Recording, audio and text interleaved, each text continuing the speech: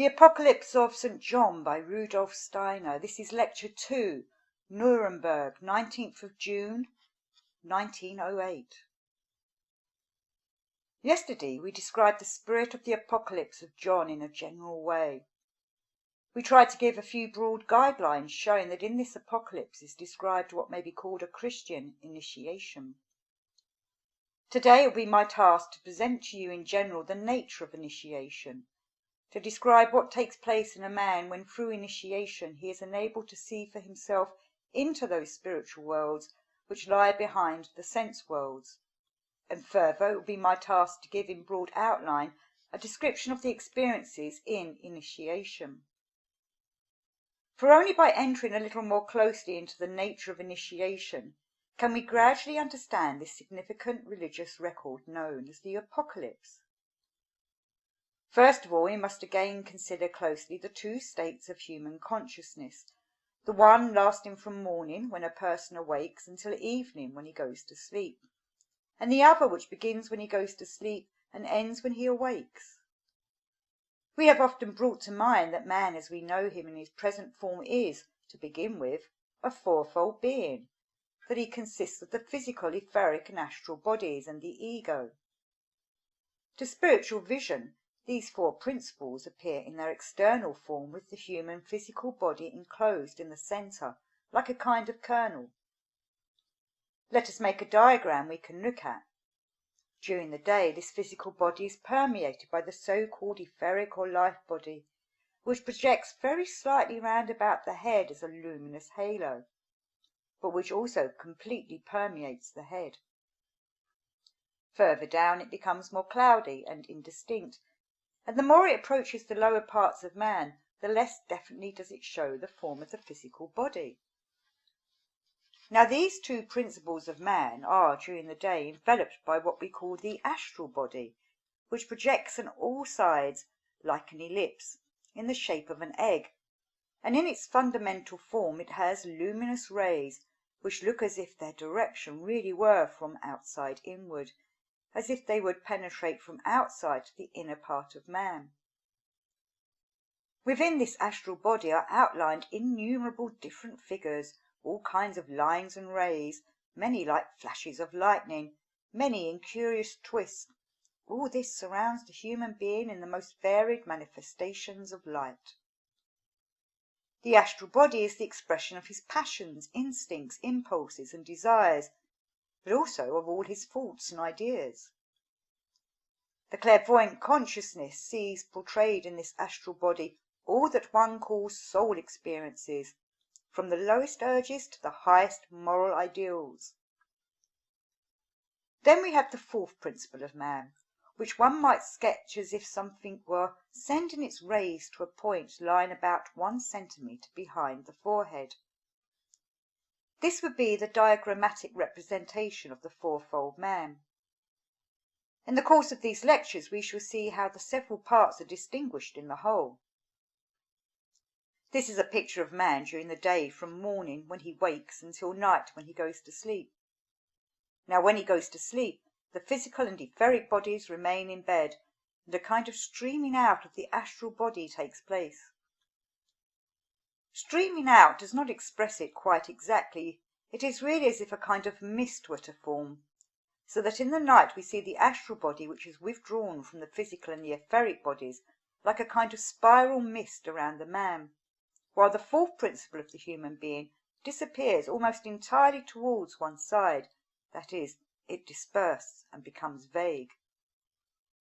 The lower part of the astral body can only just be seen. It is the upper part which is addressed as the astral body that has stepped out. Yesterday we emphasized what has to happen to a person if he is to receive initiation. If he occupies himself only with the customary activities of the present day, he is unable to receive initiation. He must be so prepared that during ordinary daily life he performs the exercises of meditation, concentration, etc., prescribed for him by the schools of initiation. With regard to their significance to the human being, these exercises are basically the same in all initiation schools. They only differ slightly in that the further we go back into pre-Christian schools of initiation, the more they are directed to the training of thought, to the exercise of the power of thinking. The nearer we approach to Christian times, the more are these exercises directed to training the forces of feeling. And the nearer we come to modern times, the more we see how, in the so-called Rosicrucian training, conditioned by the demands and requirements of mankind, a particular kind of will cultivation, the exercise of the will, is introduced. Although the meditations are at first similar to those of pre-Christian schools, there nevertheless prevails everywhere at the basis of the Rosicrucian exercises a particular training of the element of will. What matters, however, and what was achieved just as well by the exercises of the Oriental mystery schools, the Egyptian and the Pythagorean schools, and by the exercises that emanate chiefly from meditation on the Gospel of St. John, is that the person is so influenced during the day, even if only briefly, perhaps for 5 or 15 minutes, that the influence continues when he falls asleep and his astral body withdraws. The astral body of a man who performs such, shall we say, occult exercises, gradually manifests many different changes at night. It manifests different light effects. It shows that moulded formation of the organs of which we have already spoken, and this becomes ever more distinct. The astral body gradually acquires an inner organization such as the physical body possesses in its eyes, ears, and so on. Yet still this would never lead one to see much, particularly in the case of the man of the present day. One does, however, have some slight perception when the inner organs have been developing for a while. One begins to have consciousness during sleep. A spiritual environment dawns from the otherwise universal darkness. Man perceives wonderful pictures of plant life. This was more especially in the case in ancient times. Today it is rarer. These are the most primitive achievements of clairvoyance. Where previously there was only the darkness of unconsciousness, there now arises something of a dreamlike plant structure, yet living and real. Much of what is described in the mythologies of ancient peoples was seen in this way. When we read in legends that Woden, Vilji, and Ve found a tree on the seashore, and that from it they created man, this indicates that it was first seen in such a picture. In all mythologies you may perceive this primitive kind of sight, this vision of plants. Paradise is also the description of such a vision. Paradise with its 2 trees of knowledge and of life. It is the result of this astral vision. It is not without reason that in Genesis itself is indicated that paradise, together with all that is described in the beginning of the Bible, was thus seen. First we must learn to read the Bible, then we shall understand how closely and significantly it portrays this mysterious condition in its descriptions. In former times they did not teach of paradise, of the beginning of the Bible, as we do now. Then it was pointed out that Adam fell into a sleep, and that was the sleep, so it was told to the early Christians, in which Adam, looking back, perceived the visions described at the beginning of Genesis. Only in our day do we believe that such words as Adam fell into a sleep are just an accident. They are no accident. Every word in the Bible has a deep meaning, and only he can understand the Bible who knows how to value every single word. That is the first thing. Then, however, in the pre-Christian mysteries, something special had to take place. When the pupil had performed his exercises for a long period, and this lasted for a very long time, when he had more or less taken in what was necessary to produce order in his soul, when he had absorbed what we now call anthroposophy, then he was at last able to participate in the old initiation proper. In what did this old initiation consist? It is not sufficient that organs be formed in the astral body. They must be imprinted in the etheric body. Just as the letters of a seal are imprinted in sealing wax, so must the organs of the astral body be imprinted in the etheric body. For this purpose the neophyte in ancient initiations was brought into a particular condition. For 3½ days he lay in a death-like condition. We shall see more and more that this condition cannot and may not be brought about in our day, but that there are now other means of initiation. I am now describing pre-Christian initiation, in which the neophyte was for 3½ days put into a death-like condition by the hierophant. Either he was laid in a kind of small chamber, a kind of grave where he lay in a death-like sleep, or he was bound in a particular position with outstretched hands on a cross, for this facilitated the arrival of the condition aimed at. From many different lectures we know that death takes place in man when the etheric body withdraws together with the astral body and the ego, so that only the physical body remains behind. At death something takes place which otherwise has never occurred between birth and death in the ordinary course of life. The etheric body never, even in the deepest sleep, leaves the physical body, but is always within it. At death it leaves the physical body. Now, during that death-like condition, part at least of the etheric body left the physical body, so that a part of the etheric body was within it before. In this condition found itself outside. This is described, as you know, in more exoteric lectures by saying that the etheric body is withdrawn. That is not actually the case, but we can only now make the necessary fine distinctions. In the 3½ days during which the priest initiate carefully watched over the neophyte, only the lower part of the body of the pupil was united with the etheric body. This is the moment when the astral body, with all the organs formed in it, imprints itself in the etheric body. At this moment illumination takes place. When the neophyte was awakened after 3½ days, what is called illumination had come to him, namely that which had to follow after purification, which consists merely in the development of the organs of the astral body.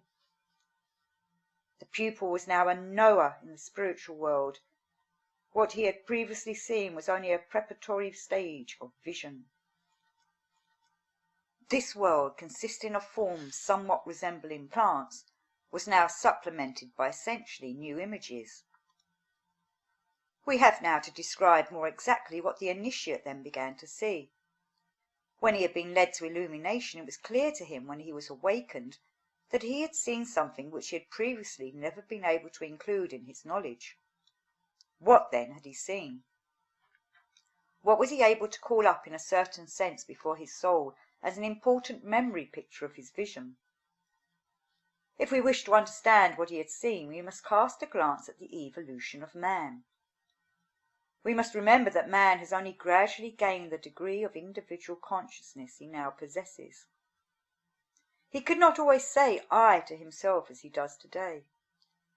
We need only go back to the time when the Cherusci, the Hiruli, and so on lived in the parts now inhabited by the Germans. The different human beings did not then feel themselves as separate human egos, but as members of the tribe. Just as fingers do not feel themselves to be something existing independently, so each Cheruscan did not feel that he could unconditionally say "I" to himself. His "I" was the "I" of the whole tribe. The tribe represented a single organism, and a group of men who were related by blood had one ego-soul in common. In those days you yourselves were members of a greater community, just as today your two arms belong to your ego. This may be clearly seen in the case of the people dealt with in the Old Testament. Each single member felt himself to be a member of the race.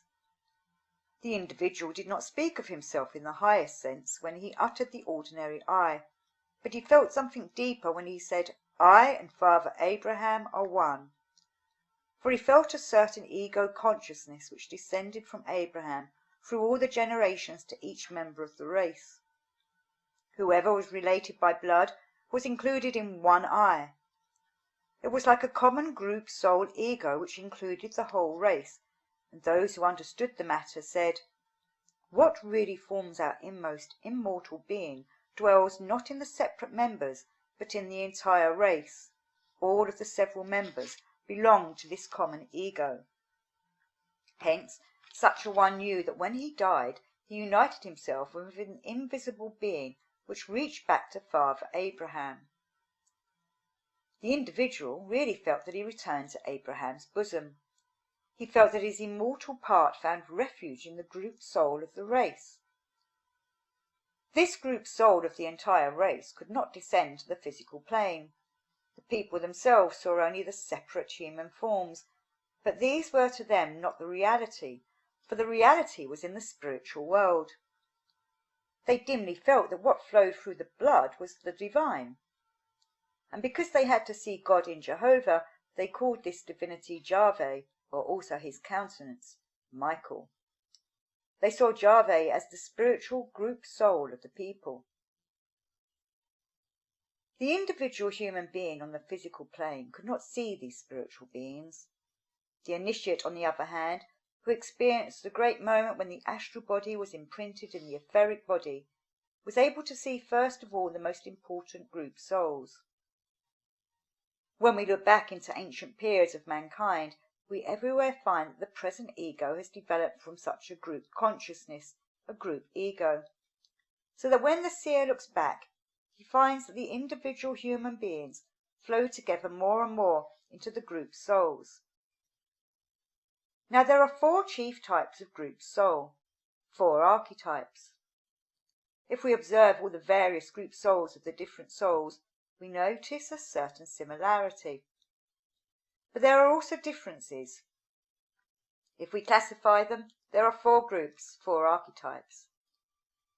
The spiritual observer sees them clearly when he looks back to the time when man was not yet in the flesh, when he had not yet descended to the earth.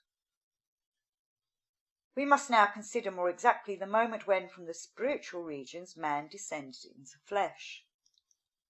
This can only be represented in great symbols. There was a time when our earth was composed of very much softer material than it is now, when rock and stone were not so solid, when the forms of the plants were quite different, when the whole was as if embedded like a primeval ocean in water caves, when air and water were not separated, when all the beings now dwelling on the earth, the animals and plants, were moulded in water. When the mineral beings began to assume their present form, man emerged from invisibility. The neophytes saw it in this way. Surrounded by a kind of shell, man descended from the regions which are now regions of air. He was not yet as physically condensed when the animals already existed in the flesh.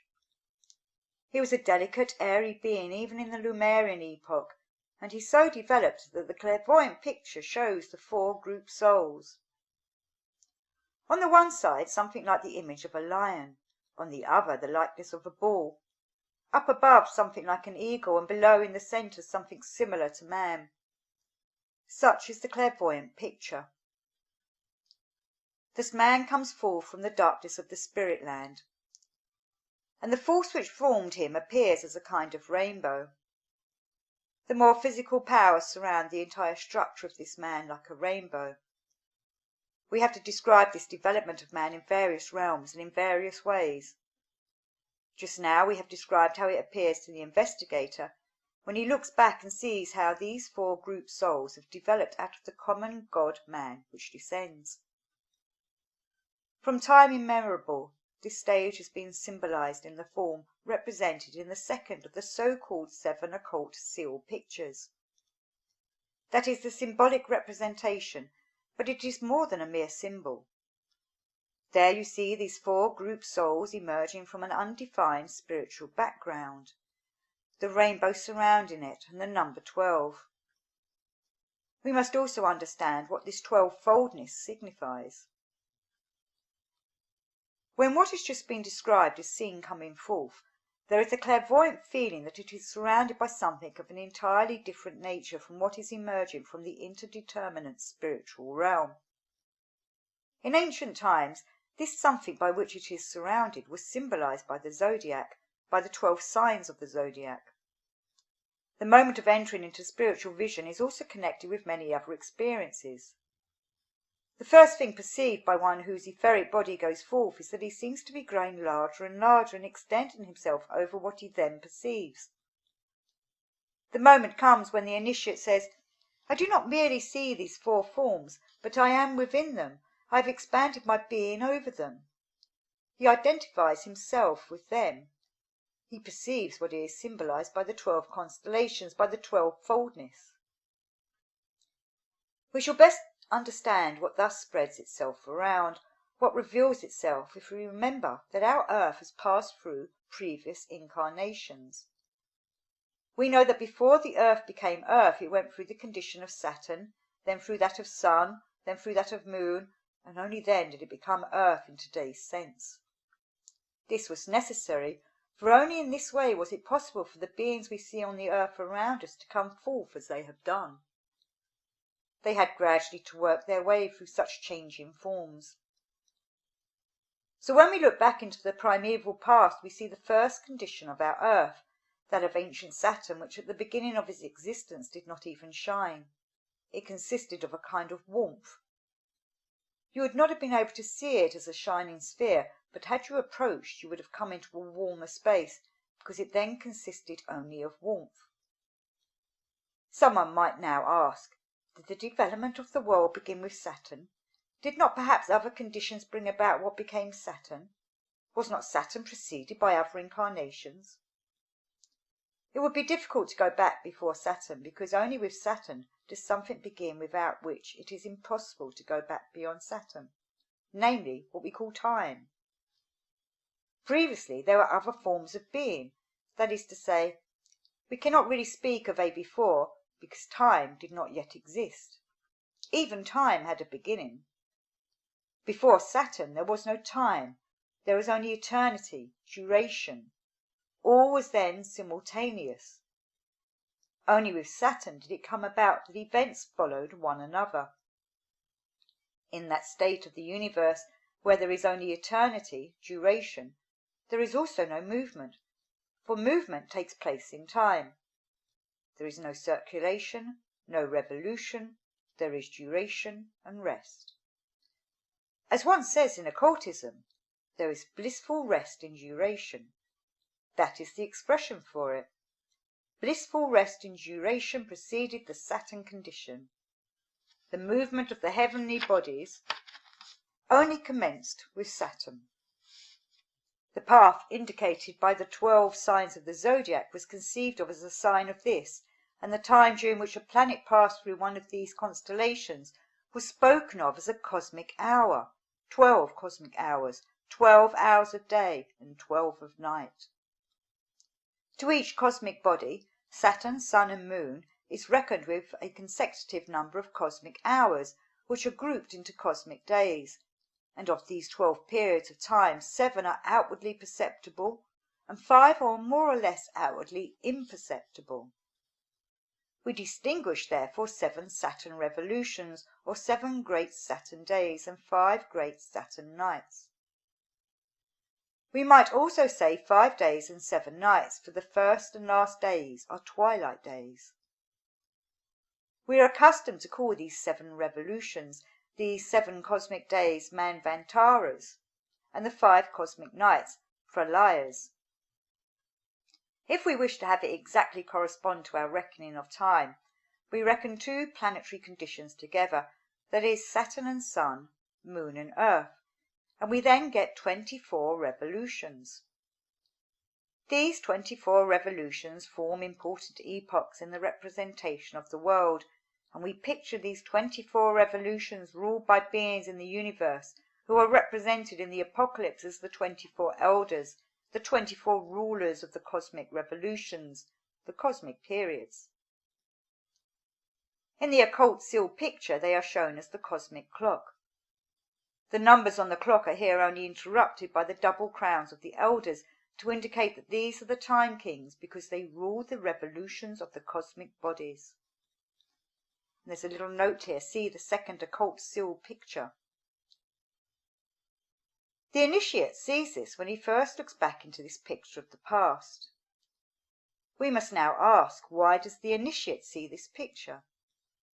because in it are represented symbolically in astral pictures the forces which have formed man's etheric body in its present shape, and corresponding with this, the physical body. Why this is so you may easily imagine. Imagine a man lying in bed. With his astral and ego he leaves the physical body and etheric body.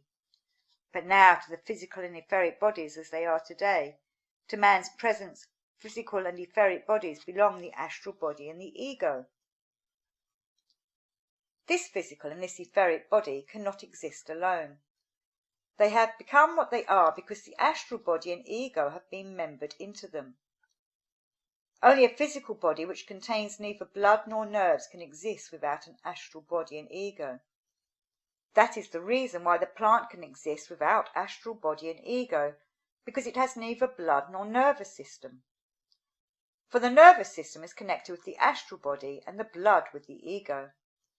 There is no being with a nervous system that can have a physical body not permeated by an astral body, and there is no being with a blood system that can have a physical body into which the ego has now entered. Think of what you do every night. You callously desert your physical and etheric bodies and leave them to themselves with their blood and nervous systems. If it merely depended on you, your physical body would have to die every night through your deserting your nervous and blood systems. It would die the very moment the astral body and ego left the physical and etheric bodies. But the clairvoyant eye sees how other beings, higher spiritual beings, then occupy it. It sees how they pass into it and do what man does not do in the night, namely takes care of the blood and nervous systems. These are the same beings, however, who have created man, insofar as he consists of a physical body and etheric body, not only today, but from incarnation to incarnation. They are the same beings who caused the first rudiments of the physical body to originate upon ancient Saturn, and who formed the etheric body upon the sun. These beings, who from the very beginning of the Saturn and Sun periods have ruled in the physical and etheric bodies, now rule every night while man is asleep, and callously leaves his physical and etheric bodies, surrendering them to death, so to speak. They penetrate and take care of his blood and nervous system.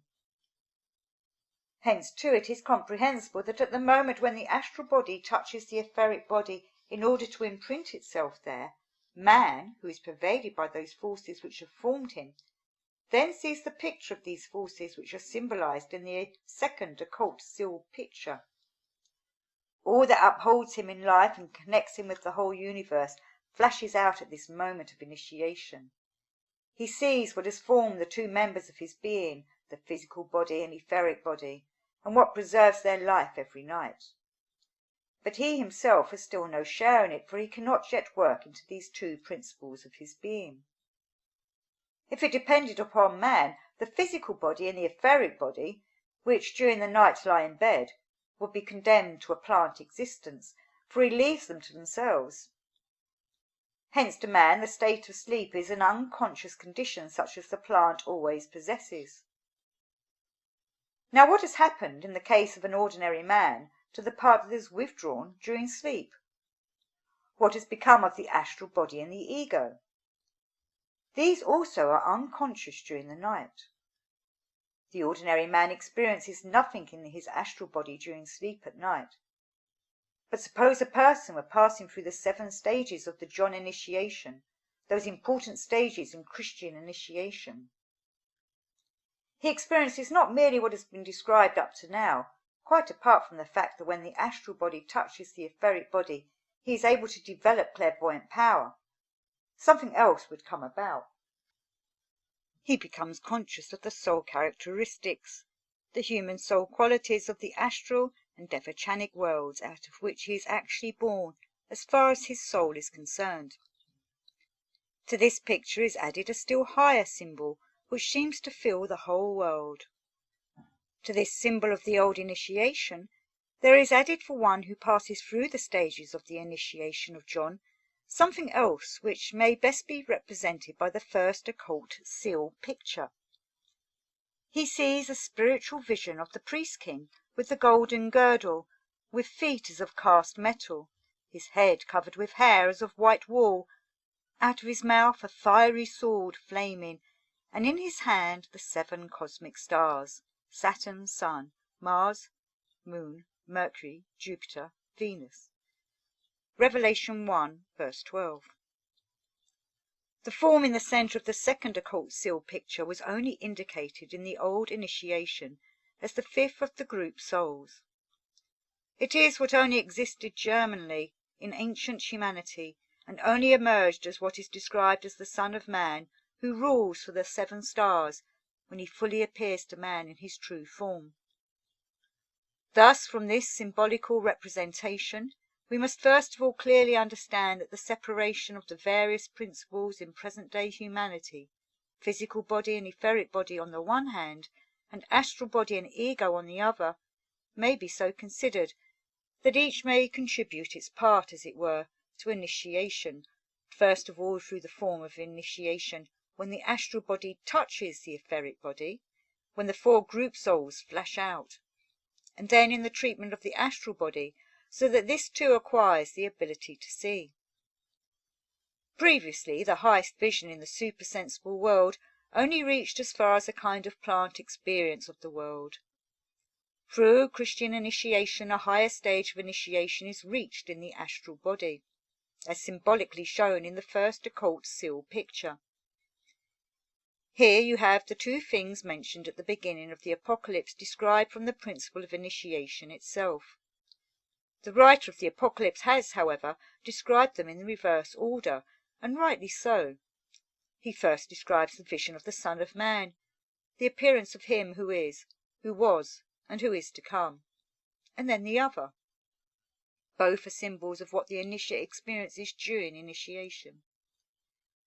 Thus we have described what happens in certain cases of initiation, and what is at first experienced.